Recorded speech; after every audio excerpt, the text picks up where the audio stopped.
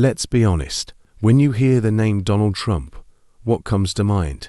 Politics are scandals, golden-lettered towers, maybe The Apprentice. But here's a question that will surprise you.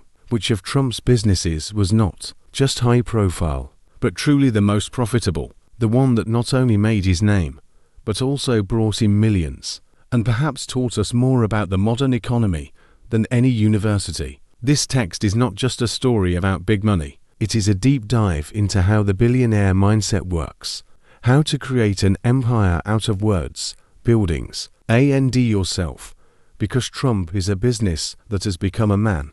And today you will learn what made him really rich. We will not talk only about skyscrapers. We're going to dig deeper. Name licensing, television shows, court settlements, and one brilliant thing Trump did that may have become his main, invisible source of income. Chapter 1.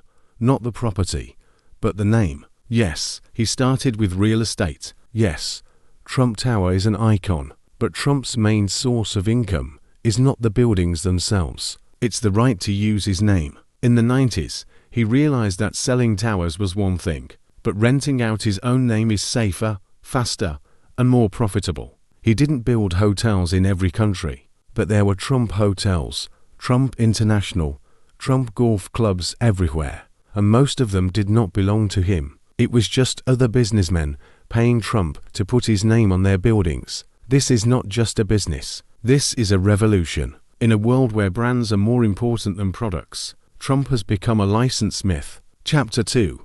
The Apprentice, the Television Empire, 2004. Americans turn on the TV and see a stern businessman saying a phrase that would become legendary: "You're fired." The Apprentice reality show not only boosted NBC's ratings, it brought Trump back into the game for another financial crisis.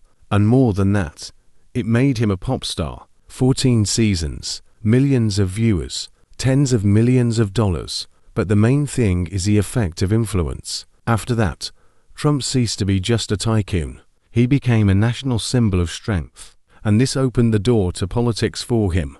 But more on that later. Chapter 3. Business in the courts. Here is a fact that few people know.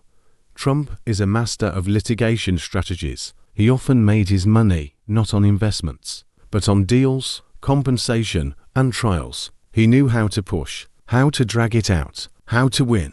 He could lose the building, but win $1 million in a lawsuit. This approach to the legal game is also a business. Trump often said, "I'm not afraid to sue. It's a tool. It's not a war. It's a game." Chapter 4. Gold on the Golf. Everyone said that Trump golf was a hobby, but it is a business network that brings in tens of millions. His golf clubs are clubs for the elite, private memberships, private tournaments, luxury locations.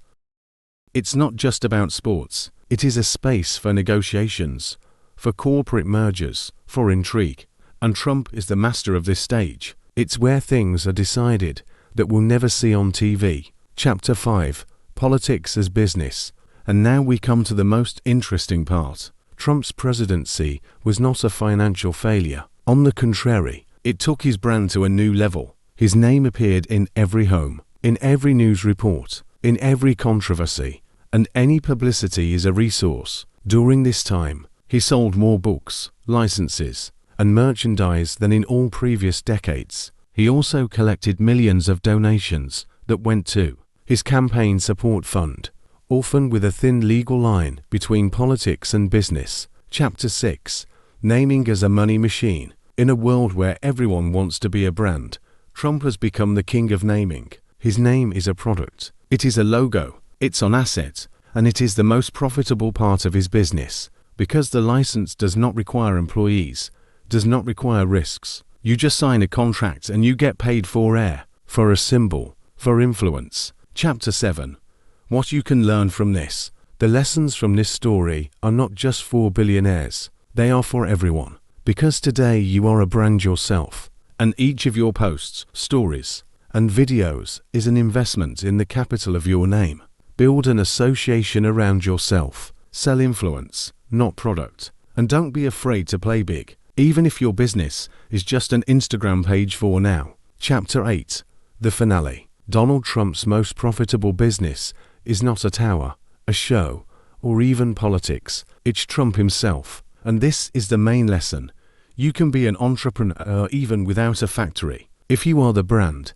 And now the question is, what is making money on your name today? If the answer is nothing, then it's time to start. Start small. Speak up, write, shoot, create value, and turn yourself into a business. Because the most valuable asset in the 21st century is you.